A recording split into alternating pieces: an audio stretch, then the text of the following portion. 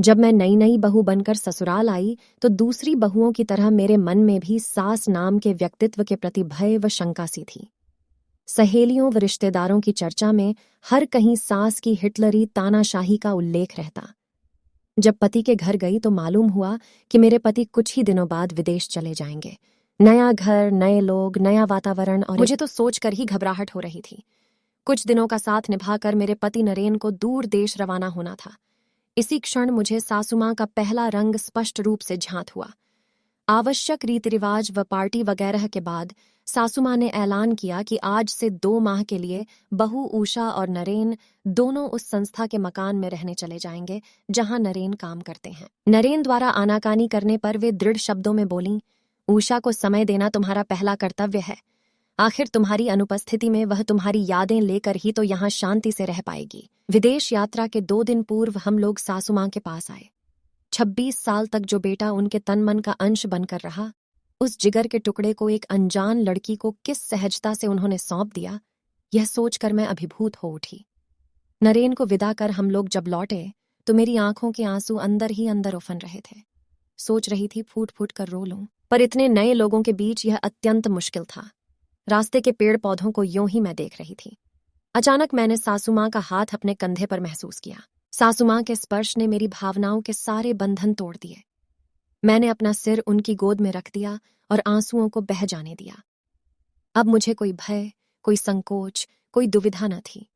सासू माँ की ममता के रंग ने मुझे आश्वस्त कर दिया था। मैं अकेली नहीं हूं, मेरे साथ मेरी माँ है। सासू माँ का दूसरा रंग मैंने छोटे देवर की शादी में देखा। बारात विदा होने से पहले लक्ष्मी पूजन का कार्यक्रम था। वधू पक्ष द्वारा लिया गया सजा सजाया हॉल, साजो सामान सब उन्होंने नकार दिया और अपनी ओर से पूरा खर्च कर लक्ष्मी पूजन संपन्न किया। उनके अंदर के हठ का रंग मुझे करीब 10 वर्ष बाद देखने को मिला। ससुर जी ने मकान बनाने के लिए जो योजना बनाई थी वह सिवा सासू माँ के सबको पसंद थी। ससुर जी 4 शयन कक्षों और एक हॉल वाला 2 मंजिला बंगला बनवाना चाहते थे। नीचे 2-2 शयन कक्ष और रसोई घर वाले 2 फ्लैट और ऊपर 2 शयन कक्ष के साथ एक बड़ा हॉल रसोई समेत बनवाया जाए। नीचे बगीचे और गैरेज के लिए जगह रखी जाए। एक दिन ससुर जी कागजों का एक पुलिंदा लाए और बोले, लो वसंती, तुम्हारी इच्छानुसार मकान का नक्शा बनवा कर लाया हूं। अब उठकर मेरे साथ कुछ खा पी लो। सासू माँ के चेहरे पर विजय की एक स्निग्ध रेखा अभर आई। इस घटना के वर्षों बाद मुझे अपनी सासू माँ के सत्याग्रह का असली अर्थ समझ में आया। 4 हिस्से वाले इस घर में रहते हुए पूरे परिवार में जो सुख, शांति और अपनत्व है, उसका श्रेय सासू माँ के उस सत्याग्रह व दूरदृष्टि को जाता है।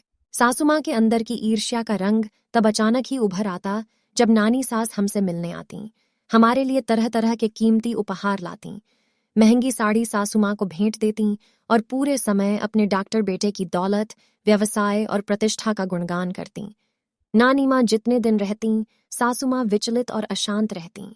किसी का भी दिल न दुखाने वाली सासू माँ का अपनी ही माँ से किया जाने वाला रूखा व्यवहार मेरी समझ से बाहर था। एक दिन हमेशा की तरह मामा पुराण शुरू हुआ था।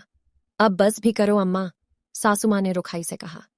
कमाल है, नानी माँ अचकचा कर बोली। सगे भाई की दौलत, खुशी की तारीफ तुझसे सही नहीं जाती। देख रही हूं तुझे तो कांटा ही चुभ रहा है।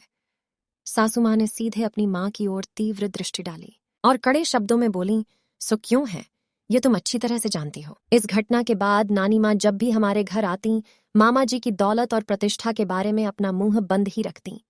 काफी समय बाद सासू माँ के इस व्यवहार का असली कारण मुझे तब पता चला जब मेरी बेटी सुरभि का मेडिकल में दाखिला होना था। उसी समय सुधीर, मेरे बेटे, को रीजनल कॉलेज में प्रवेश लेना था। सुरभि और सुधीर दोनों को बाहर छात्रावास में रखकर पढ़ाई का खर्च उठाना संभव नहीं था। लिहाजा हमने सुरभि को घर में रहकर MSc करने को कहा। लेकिन सासू माँ ने जब सुना तो बहुत नाराज हुई। सुधीर के लिए सुरभि के भविष्य की बलि क्यों चढ़ा रही हो? सुधीर को स्थानीय कॉलेज में इंजीनियरिंग पढ़ने दो, सुरभि का खर्च मैं उठाऊंगी। आखिर मेरे जेवर किस काम आएंगे? मैं नहीं चाहती कि एक और वसंती को अपने स्वप्नों के टूटने का दुख भोगना पड़े। तब मैंने जाना कि डॉक्टर मामा की खातिर ही सासू माँ का डॉक्टर बनने का सपना अधूरा रह गया था। मेरे बेटे सुधीर की शादी के लिए 6 दिन बचे थे। घर में नाच गाने की योजना थी।